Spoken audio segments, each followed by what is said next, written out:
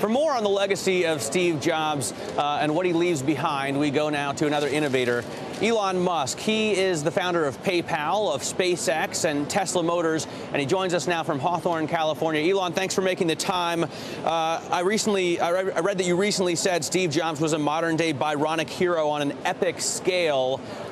Put it into context for us, what Steve Jobs meant to you and meant to really the world. He meant an incredible amount to. He must have affected directly the lives of over 1 billion people, and made the world a better place for them in so many different ways. When it comes to obviously consumer electronics, music, entertainment of all kinds, with Pixar, the world is certainly a slightly worse place for his passing. Let me ask what you think about the future of Apple. I mean, I was just taking a look at the stock, chart over the last 10 years, and it's amazing that it just climbs up a cliff, almost goes vertical. Do you think that can possibly continue without Steve Jobs? I mean, you said, the world is a little darker for his passing. Is there anyone who can fill that void? I don't think there's anyone who could quite fill that void. But of course, Steve has put together an incredible team, and there's such a concentration of talent at Apple that I expect it will continue to do great things for many years to come. Someone recently said, I think a Merrill Lynch analyst back in August said Elon Musk is the next Steve Jobs. Do you emulate him? I mean, do you actively look at what Steve does and try and put the same kind of moves together for the companies that you found? Well, I didn't know Steve Jobs well on a personal level. I'd only met him once at a party.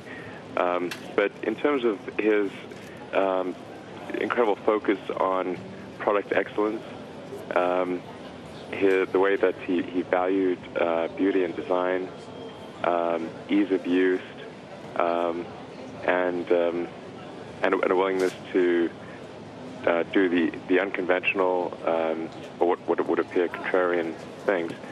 I certainly think those good characteristics and worthy of anyone emulating. He's certainly one of my heroes.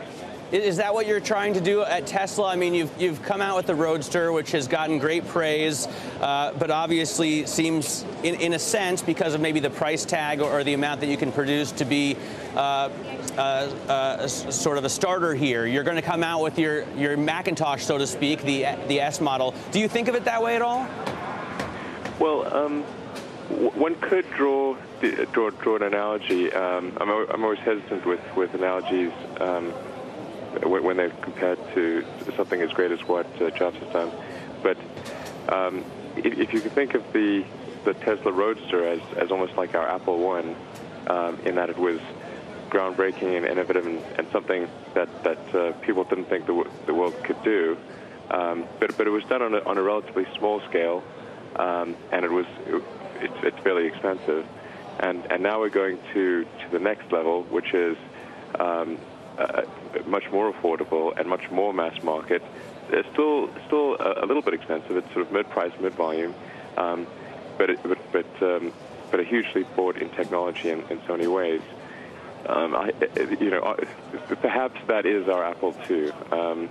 But again, I hesitate to draw such comparisons. But I would certainly be incredibly happy if it were remotely, if it turned out to be that way.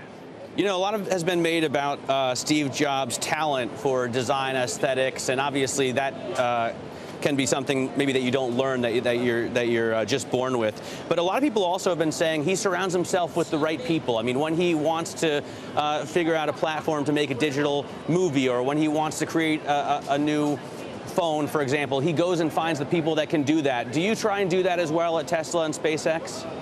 Absolutely, and I think any great company is made up of great people who are aligned around a central vision and giving it everything that they can. And that's true of Tesla, and I think SpaceX and also Solar City. And that's the only way you're going to come up with breakthrough products that change people's lives. All right. Hey, Elon, thanks so much for joining us. We appreciate your time today. Elon Musk there, founder of PayPal, SpaceX, and Tesla.